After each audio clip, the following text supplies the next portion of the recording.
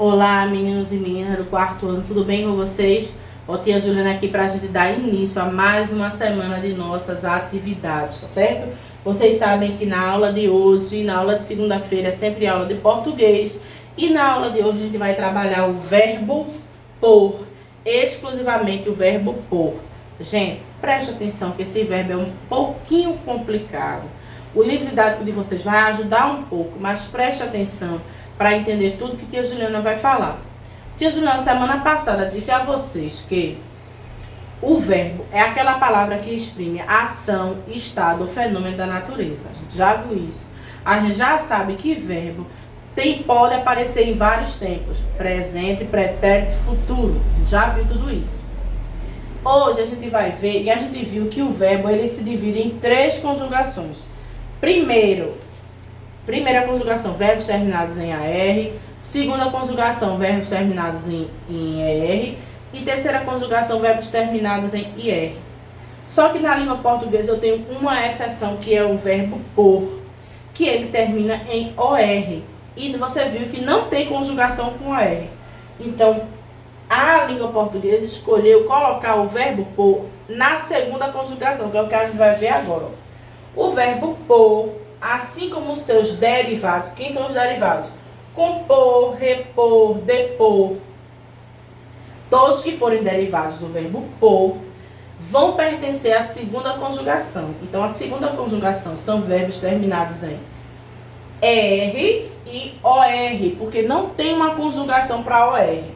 Então, porque na sua forma antiga de terminação era, veja, por que ele está na segunda conjugação? Porque não era por anteriormente. Esse verbo era chamado aqui de poer. Era feio, né? Eu tenho que concordar que era feio. Então, como a vogal já era então para não criar uma quarta conjugação, já que ele era da segunda, então ele permaneceu na segunda conjugação. Então, como antigamente se chamava poer e agora é por, ele continua na segunda conjugação. Então, a vogal apesar de haver desaparecido, que ela foi tirada, revela-se em algumas formas do verbo. Apesar da letra E ter sido tirada, ela aparece em põe, pões, põe. Esse verbo ele é um pouco complicado de conjugar. Porque é um verbo que a gente não utiliza muito, feito cantar. Cantar é mais fácil. Por que cantar é mais fácil? Porque é uma palavra que eu uso usualmente. Brincar, correr, nadar. Mas o verbo pôr é um verbo um pouco, que a gente usa pouco. E que a sonoridade dele, às vezes a gente pensa, será que isso está errado? Será que isso está certo? Porque é uma sonoridade diferente do que a gente está habituado. Então, preste atenção. Por enquanto, no livro de vocês aí, vocês vão encontrar uma tabela imensa com todos os tempos e modos do verbo por. Todo presente, passado, futuro, futuro do presente, futuro do pretérito. É só consultar lá e responder, não tem segredo. Então, a gente tinha começado a trabalhar, e eu tinha dito a vocês, que tinham 3 tempos. Presente, passado e futuro. Só que o verbo, ele tem, além dos tempos, ele tem os modos. Então, de acordo com cada modo, esses tempos vão variar. Agora, a gente está estudando o modo indicativo. O que é o modo indicativo? É um modo que eu tenho certeza, aquilo vai acontecer. Eu canto, eu sei que eu vou cantar.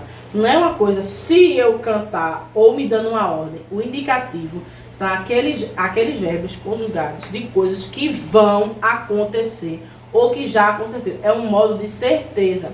Então aí no livro didático de vocês têm essa mesma tabela aí. Vamos lá. Eu ponho, tu pões, ele ou ela põe, nós pomos, vós pondes, eles põem. Tá vendo que é estranho?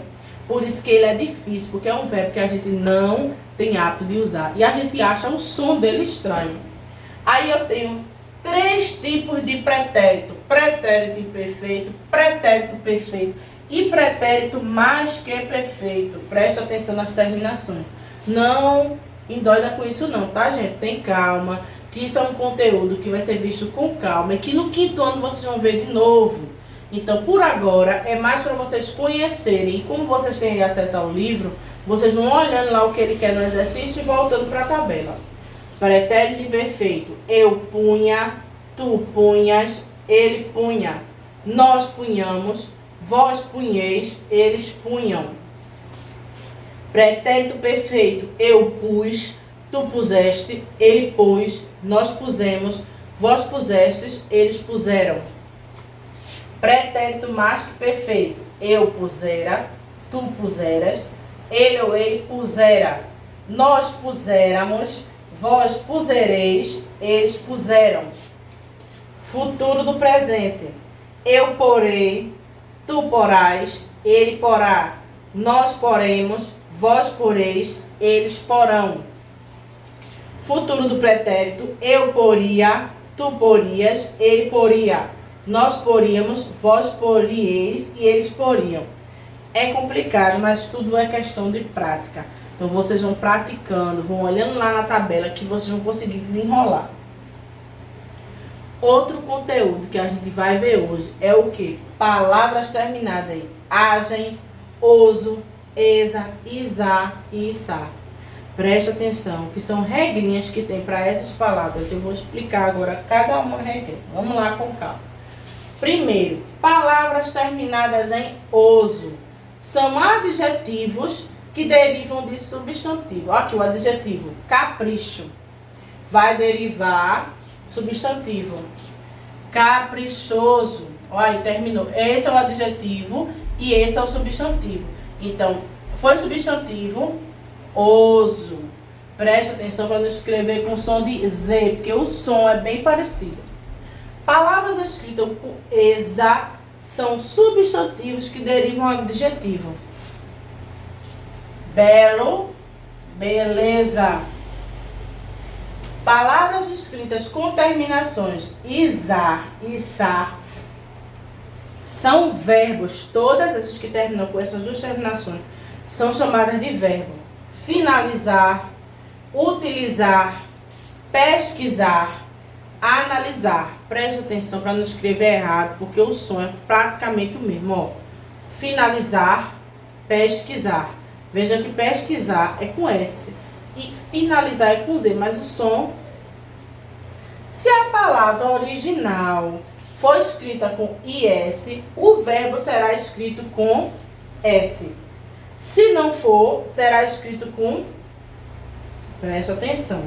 Se a palavra original for escrita com S, o verbo é com S. Se não for escrita com S, o verbo é com Z. São regrinhas chatas de ortografia que, como eu já expliquei a vocês, é memorizar. Tem que memorizar as regras para poder entender.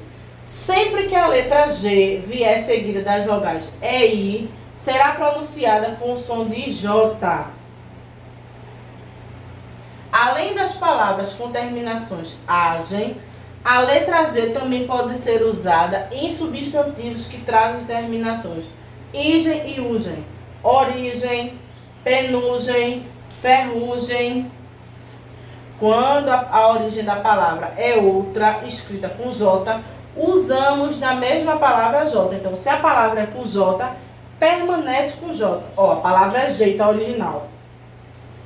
O que é que deriva dela? Jeitoso, ajeitar, jeitinho. Então, a original é com J, permaneço com J. Preste atenção, que isso são regras de ortografia, que também está no livro didático de vocês aí. Se sentiu dúvida, é só ler de novo aí no livro didático, que tem tudo aí. Como a tia Juliana já explicou semana passada, a partir de agora as atividades vão intensificar a quantidade. Semana passada a gente fez gramática. Hoje não vai ser gramática não, viu? Vai ser livro didático, página 105 a 112. E caderno de atividades, olha ele aqui, 107 a 112. Preste atenção que não é livro de gramática hoje, é livro integrado. 105 até 112, 107 até 112. Você sabe que tia Joana está disponível sempre no WhatsApp, sempre dia de segunda, quarta, sexta-feira, das 2 às 5 da tarde. E hoje tia Joana vai fazer um convite para você, que dia 19, que será no sábado, será o dia do nosso drive-in de Natal. Lembra que a gente teve um drive-in dia das crianças?